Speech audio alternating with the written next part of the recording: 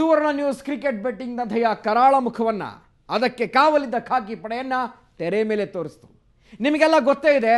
ಆದರೆ ಸುವರ್ಣ ನ್ಯೂಸ್ ಅಕ್ರಮವನ್ನ ತೋರಿಸಿದ್ದೇ ತಪ್ಪಾಯ್ತಾ ಅನ್ನುವ ಪ್ರಶ್ನೆ ಕಾಡುತ್ತೆ. ಯಾಕಂದ್ರೆ ಸುವರ್ಣ ನ್ಯೂಸ್ ಮೇಲೇನೆ ಪ್ರಕರಣಗಳು ದಾಖಲಾಗಿದ್ದಾವೆ.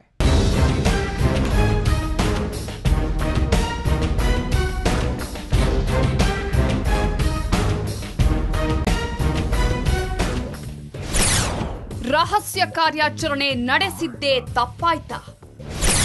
ಬೆಟ್ಟಿಂಗ್ ದಂಧೆ ಬಯಲು ಮಾಡಿದ್ದಕ್ಕೆ ಬಿತ್ತು ಕೇಸ್.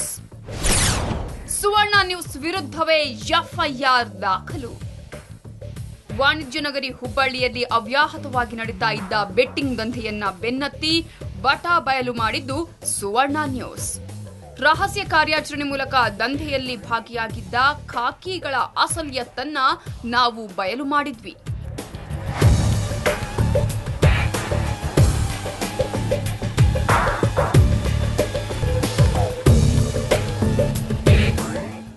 ಸುದ್ದಿ ಪ್ರಸಾರವಾಗಿದ್ದೇ ತಡ ಇಬ್ಬರು ಪೊಲೀಸ್ ಪೇದೆಗಳನ್ನ ಸಸ್ಪೆಂಡ್ ಕೂಡ ಮಾಡಲಾಯಿತು.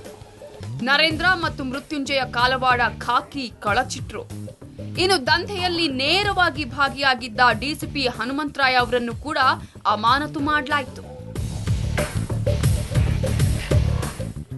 ಸುವರ್ಣ ನ್ಯೂಸ್ ನಡೆಸಿದ ಈ ಬೆಟ್ಟಿಂಗ್ ಬೇಟೆಗೆ ಇಡೀ ರಾಜ್ಯದ ಜನತೆಯೇ ಮೆಚ್ಚುಗೆ ವ್ಯಕ್ತಪಡಿಸಿದ್ದಾರೆ. ಜನಪ್ರತಿನಿಧಿಗಳು ಭೇಷ್ ಎಂದಿದ್ದಾರೆ. ಆದ್ರೆ ಪೊಲೀಸರೀಗ ದಂಧೆಯನ್ನ ಬಯಲಿಗೆಳೆದ ಸುವರ್ಣ ನ್ಯೂಸ್ ವಿರುದ್ಧವೇ ಮಸರತ್ತು ಮಾಡ್ತಿದ್ದಾರೆ. ಈ ದಂಧೆಯನ್ನ ಬಯಲಿಗೆಳೆದ ಸುವರ್ಣ ನ್ಯೂಸ್ ವಿರುದ್ಧ ಈಗ ಕೇಸ್ ದಾಖಲಾಗಿದೆ. ದೂರು ಕೊಟ್ಟಿರೋದು ಸಸ್ಪೆಂಡ್ ಆಗಿರುವ ಪೇದೆ ನರೇಂದ್ರ ಜೂನ್ 7ನೇ ತಾರೀಕು ಕಂಪ್ಲೇಂಟ್ ಕೊಟ್ಟಿದ್ದ. ಅದು ಪ್ರಕರಣ ನಡೆದ ಬರೋಬ್ಬರಿ 4 ದಿನಗಳ ಬಳಿಕ. ಠಾಣೆಗೆ ಬಂದವನನ್ನ ವಶಕ್ಕೆ ತೆಗೆದುಕೊಂಡು ವಿಚಾರಣೆ ನಡೆಸಬೇಕಿದ್ದ ಪೊಲೀಸರು ಆತನಿಂದ ಸುವರ್ಣ ನ್ಯೂಸ್ ವಿರುದ್ಧ ದೂರು ಬರೆಸಿಕೊಂಡು ಸುವರ್ಣ ನ್ಯೂಸ್ ವಿರುದ್ಧವೇ ಎಫ್ಐಆರ್ ದಾಖಲಿಸಿದ್ದಾರೆ. ಯಾವುದು ಕೆಲಸ ಮಾಡಬೇಕಂದ್ರೆ ಕಾನೂನು ಪ್ರಕಾರ ಮಾಡಬೇಕು. ಯಾವುದು ತನಿಖೆ ಮಾಡಬೇಕಂದ್ರೆ ಕಾನೂನು ಪ್ರಕಾರ ಮಾಡ್ತೀವಿ. ನಾವು ಯಾರಿಗೆ ತೊಂದರೆ ಕೊಡಲ್ಲ, ಕಾನೂನು ಪ್ರಕಾರ ಕೆಲಸ ಮಾಡ್ತೀವಿ. ಈ ವಿಷಯದಲ್ಲಿ ಕೂಡ ವಾಟ್ ಎವರ್ ಇಸ್ ಲಾ ಆ ಪ್ರಕಾರ ಕೆಲಸ ಮಾಡ್ತೀವಿ. ಯಾರ್ಯಾರು ಇದರಲ್ಲಿ ಸಿಕ್ಕಾಕೊಂಡಿದ್ದಾರೆ ಅಥವಾ ಯಾರು ಶಾಮೀಲಾಗಿದ್ದಾರೆ ಅವ್ರ ಮೇಲೆ ನಾವು ಸ್ಟ್ರಿಕ್ಟಾಗಿ ಆ್ಯಕ್ಷನ್ ತೊಗೊಳ್ತೀವಿ. ಅದರಲ್ಲಿ ಎರಡು ಮಾತಿಲ್ಲ. ನಾವು ಕೂಡ ನಿಮಗೆ ಅಭಿನಂದನೆ ಕೊಡ್ತಾ ಇದ್ದೀವಿ. ಒಳ್ಳೆ ಕೆಲಸ ಮಾಡಿದ್ದೀರಿ. ಅಧಿಕಾರಿಗಳು ಆ ರೀತಿಯ ವರದಿಗಾರರ ಮೇಲೆ ಇವತ್ತು ದಬ್ಬಾಳಿಕೆ ನಡೆಸ್ತಾ ಇದ್ದಾರೆ, ಅಧಿಕಾರ ದುರುಪಯೋಗ ಪಡಿಸಿಕೊಳ್ಳಿಕ್ಕೆ ಹೊರಟಿದ್ದಾರೆ.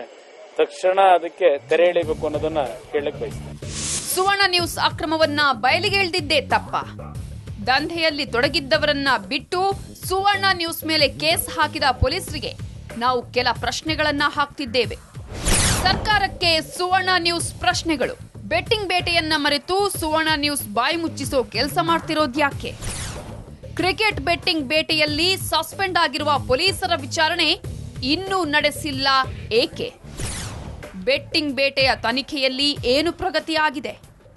ಯಾರ್ಯಾರನ್ನ ಬಂಧಿಸಿದ್ದೀರಿ? ಬೆಟ್ಟಿಂಗ್ ದಂಧೆಯೊಳಗಿನ ಕುಳಗಳನ್ನ ರಕ್ಷಿಸುವ ಸಂಚು ನಡೀತಾ ಇದೆಯಾ? ನಿಲ್ಬೇಕಿರೋದು ಸಂಸಾರ ನುಂಗುವ ಬೆಟ್ಟಿಂಗ್ ದಂಧೆ. ಎಲ್ಲಿಗೆ ಬಂತು ತನಿಖೆ? ಬೆಟ್ಟಿಂಗ್ ಕುಳಗಳನ್ನ ಬಿಟ್ಟು ಸುವರ್ಣ ನ್ಯೂಸ್ ಮೇಲೆ ಕೇಸು ಹಾಕ್ತಿರೋದ್ಯಾಕೆ? ಘಟನೆ ನಡೆದ ನಂತರ 4 ದಿನದವರೆಗೂ ಪೊಲೀಸರು ದೂರು ಕೊಡದೆ ಏನ್ ಮಾಡ್ತಾ ಇದ್ರು? ಡಿಜಿಪಿಗೆ ಸುವರ್ಣ ನ್ಯೂಸ್ ಕೊಟ್ಟ ಮನವಿಯನ್ನೇ ಸ್ವಯಂ ದೂರನ್ನಾಗಿ ದಾಖಲಿಸಿಕೊಂಡ ಮರ್ಮವೇನು? ಸಸ್ಪೆಂಡ್ ಆಗಿರುವ ಡಿಸಿಪಿ ಪೇದೆಗಳ ವಿರುದ್ಧ ಇನ್ನೂ ಒಂದೇ ಒಂದು ವಿಚಾರಣೆ ನಡೆದಿಲ್ಲ ಯಾಕೆ? ಸಮಾಧಿಯಾಗಬೇಕಿರೋದು ಕ್ರಿಕೆಟ್ ಬೆಟ್ಟಿಂಗ್ ಅನ್ನ ಬಯಲಿಗೆಳೆದವರ? ಪೊಲೀಸರ ವಶದಲ್ಲಿರುವ ಕೆಲವು ರಹಸ್ಯ ದಾಖಲೆಗಳು ಬಿಡುಗಡೆಯಾಗ್ತಾ ಇರೋದು ಎಲ್ಲಿಂದ? ಸುವರ್ಣ ನ್ಯೂಸ್ನಿಂದ ಕಸಿದುಕೊಂಡ ಮೊಬೈಲ್ ಅಲ್ಲಿದ್ದ ರಹಸ್ಯ ಮಾಹಿತಿ, ದೃಶ್ಯಗಳು ಸುರಕ್ಷಿತವಾಗಿವೆ ಎಂಬ ಭರವಸೆ ಕೊಡ್ತೀರಾ? ಸುವರ್ಣ ನ್ಯೂಸ್ ವಿರುದ್ಧ ಕೇಸು ದಾಖಲಿಸುವ ಭರದಲ್ಲಿ ಪೊಲೀಸರು ಬೆಟ್ಟಿಂಗ್ ಕುಳಗಳನ್ನೇ ಮರೆತು ಬಿಟ್ರೆ ಹೇಗೆ? ಪೊಲೀಸರು ರಹಸ್ಯ ಕಾರ್ಯಾಚರಣೆ ಮಾಡಿದವರ ಮೇಲೆ ಕೇಸು ಹಾಕ್ತಾರೆ ಅಂದ್ರೆ ಅದಕ್ಕಿಂತ ವಿಪರ್ಯಾಸದ ಸಂಗತಿ ಇನ್ನೇನಿದೆ ಹೇಳಿ? ಇನ್ನಾದ್ರೂ ಖಾಕಿ ಪಡೆ ಕರ್ತವ್ಯ ಮರೆಯದೆ ಕ್ರಿಕೆಟ್ ಬೆಟ್ಟಿಂಗ್ ಬೇಟೆಯ ತನಿಖೆ ಮಾಡಲಿ ಅನ್ನೋದು ಪ್ರಜ್ಞಾವಂತರ ಅಭಿಪ್ರಾಯ. ಬ್ಯೂರೋ ರಿಪೋರ್ಟ್, ಸುವರ್ಣ ನ್ಯೂಸ್. ಮುಟ್ಟಿದ್ದೆಲ್ಲ ಚಿನ್ನ ಅಲ್ಲ, ಹಸಿರಾಗಿರೋದೆಲ್ಲ ಸೊಪ್ಪಲ್ಲ ಅನ್ನುವ ಹಾಗೆ ಖಾಕಿ ತೊಟ್ಟೋರೆಲ್ಲ ಕಾನೂನು ಪಾಲಕರು ಅಲ್ಲ. ಕ್ರಿಕೆಟ್ ಬೆಟ್ಟಿಂಗ್ ದಂಧೆ ಬಯಲಿಗೆಳೆದ ಸುವರ್ಣ ನ್ಯೂಸ್ ವಿರುದ್ಧ ಮಸರತ್ತು ನಡೆದಿದೆ. ಈ ಪ್ರಕರಣವನ್ನೇನೋ ಸರ್ಕಾರ ಸಿಐಡಿ ಹೆಗಲಿಗೆ ಹಾಕಿದೆ. ಆದರೆ ಇಡೀ ದಂಧೆಯ ಸಂಪೂರ್ಣ ತನಿಖೆಯನ್ನೇ ಸಿಐಡಿಗೆ ಕೊಟ್ಟರೆ ಸತ್ಯಾಸತ್ಯತೆ ಗೊತ್ತಾಗುತ್ತೆ. ಇಂಥ ಕಟು ನಿರ್ಧಾರ ತೆಗೆದುಕೊಳ್ಳುವ ತಾಕತ್ತು ರಾಜ್ಯ ಸರ್ಕಾರಕ್ಕೆ ಇದೆಯಾ? ಇದೇ ನಮ್ಮ ಪ್ರಶ್ನೆ. ನೇರ, ದಿಟ್ಟ, ನಿರಂತರ ಸುದ್ದಿಗಾಗಿ ನೋಡ್ತಾ ಇರಿ ಸುವರ್ಣ ನ್ಯೂಸ್.